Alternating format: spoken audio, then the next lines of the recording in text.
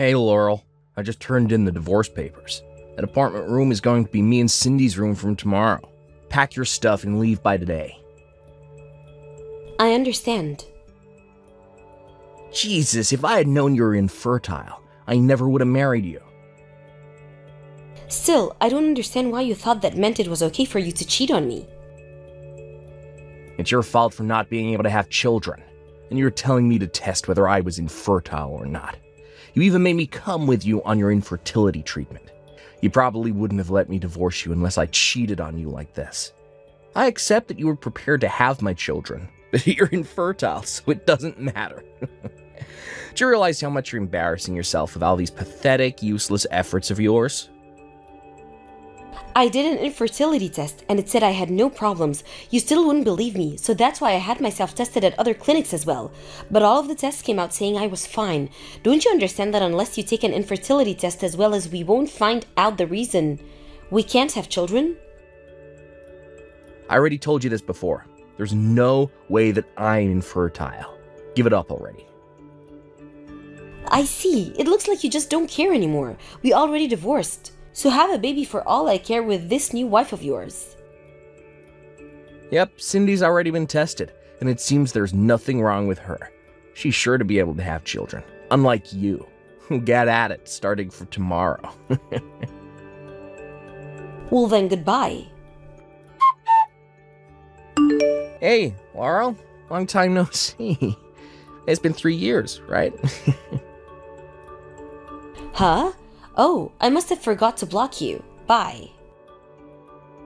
Hold on, you're at the obstetrics and gynecology clinic, right? Huh? This morning, today, my wife Cindy has been pregnant for 4 months, and we frequently go to that clinic. Just as we were going home after paying the bills, you came into the clinic. Oh, really? I didn't notice at all. Anyways, what's an infertile woman like you doing at such a place? Shouldn't you have nothing to do with obstetrics and gynecology clinics if you can't have children? It's not the case that only pregnant people go to obstetrics and gynecology clinics. There are also people that go to such clinics because they have related illnesses. Oh, I get it. Do you have an illness in your uterus or something? No, I don't. Then what is it? Sorry, but I'm currently driving and I'm only texting you because of a red light. I have to start the car by now, so bye. Hey, wait. At least answer my question first. What business does an infertile woman like you have at an obstetrics and gynecology clinic? Hi. We saw each other again this morning, huh? Huh? We passed each other by at the clinic entrance, remember? You were there again? I didn't notice. If that last time wasn't the only time you visited the clinic, then that must mean you come here regularly. Kind of, yeah. That reminds me. I heard you got married with another man. How do you know about that? Found out as soon as it happened by asking a mutual acquaintance. You trying to treat your infertility or something? There's no use going to obstetrics and gynecology clinic if you can't have children, you know. Even if you weren't infertile. You're almost too old to have a child anyways. You're just wasting your money. I already had a baby. What? I found out as soon as I married my new husband. I went to the clinic the first time you passed me by to have my 1-month-old daughter checked up. Today we visited the pediatric clinic located in the same building for my 3-month-old daughter's checkup. Huh? You must be lying, right? Speaking of which, you say you already noticed me twice at the clinic, but didn't you notice my husband who was right next to me and the baby in his arms? What? My husband usually carries our daughter when the 3 of us go out. It was like that when we went to the clinic as well, but still, one would think that you would make a connection between me and the people standing right next to me. Is what you're saying true? That's the baby's not your husband's child from his previous marriage or something, right? Or maybe an adopted child. Nope, I'm pretty sure I gave birth to her. Then why didn't you get pregnant when I was with you? Why don't you think for yourself on that matter? All I can say is that I'm not infertile. You just didn't believe what I told you so many times before you got divorced. There's no way. This sounds ridiculous, but don't you think that me actually getting pregnant and having a baby is proof that I'm not infertile?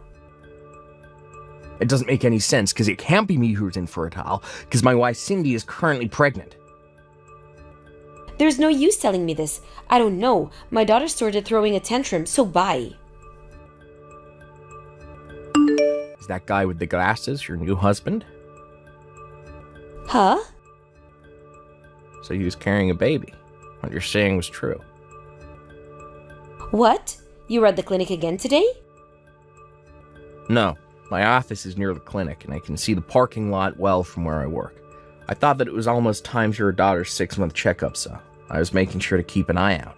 That's when I saw you and a man carrying a baby out of a car together. The two of you looking so happy side by side. Is it fine now that you believe what I told you? What? You wanted to see with your own eyes because you were wondering whether I was actually infertile or not, right?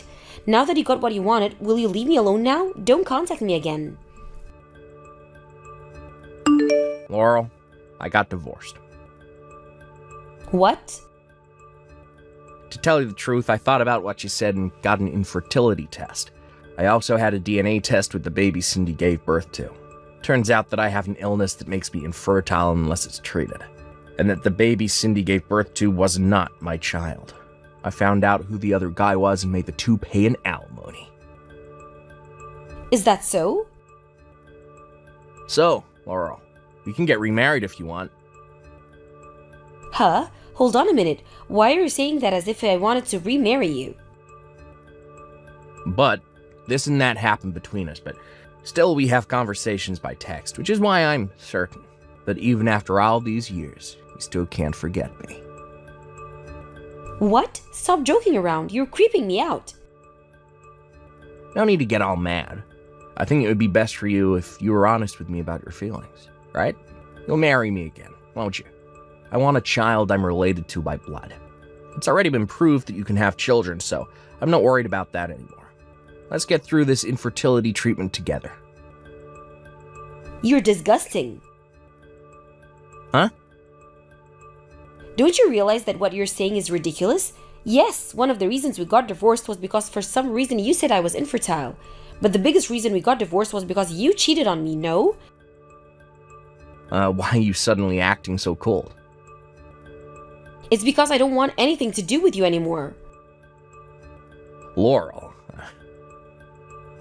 If it's Laurel you want, she isn't here anymore, since she went to take care of our daughter.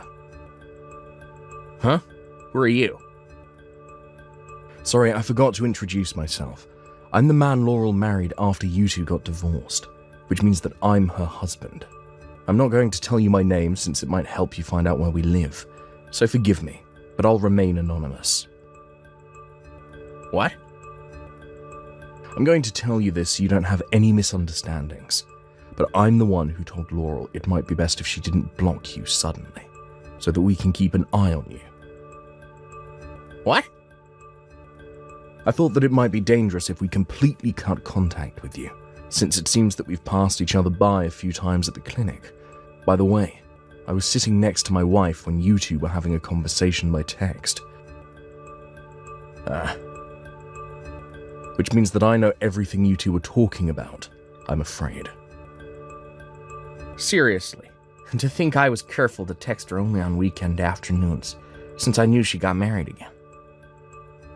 Oh, so that means that you didn't want to bother me with your texts. But I work from home, and am at home most of the time, so I can come to my wife whenever she needs my help.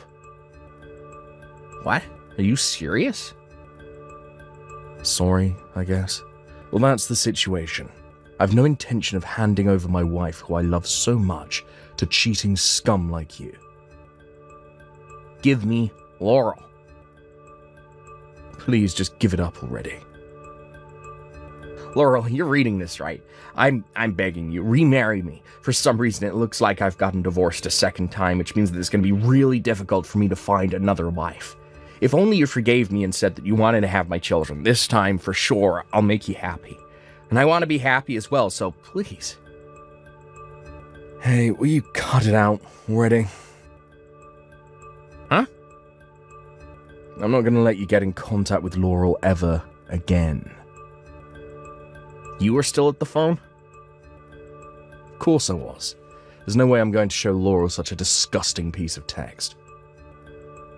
Disgusting, you said. Huh, fine then. You know I work nearby to the clinic Laurel usually goes to. I still have plenty of chances to get in contact with Laurel. Oh, that's right. I forgot to tell you. The three of us moved. What? You moved? The new house we're having prepared has just finished, so we're going to be moving there, which means that we're going to be changing clinics to somewhere near the new house. What did you say? There's one more thing I want to tell you. Laurel's parents have also moved. What? The people who now live at their old house are complete strangers, so don't you get any ideas.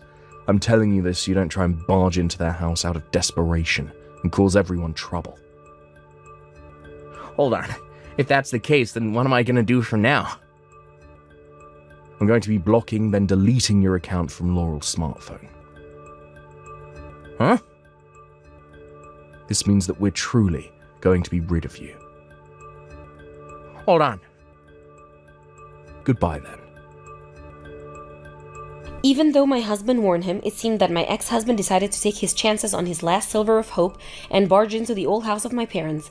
Luckily, no one was inside the house, which means that no one was hurt. He rang the doorbell and screamed at the front of the door, but there was no reaction, so he went into a frenzy and started destroying the property. He broke a window leading into their yard and broke in, causing a mess in the living room. The neighbors called the cops on him, and he was arrested for breaking into private property. That being the case, he caused a lot of trouble to a family who had nothing to do with anything. Not only did the money he get as an alimony from his ex-wife and the guy she was cheating on disappear, but he was forced to go into debt to pay for the damages he caused. I doubt know for sure what happened to him after that, but there are rumors that he was put into a mental facility. Thank you for watching. Please subscribe and hit the like button. See you next time.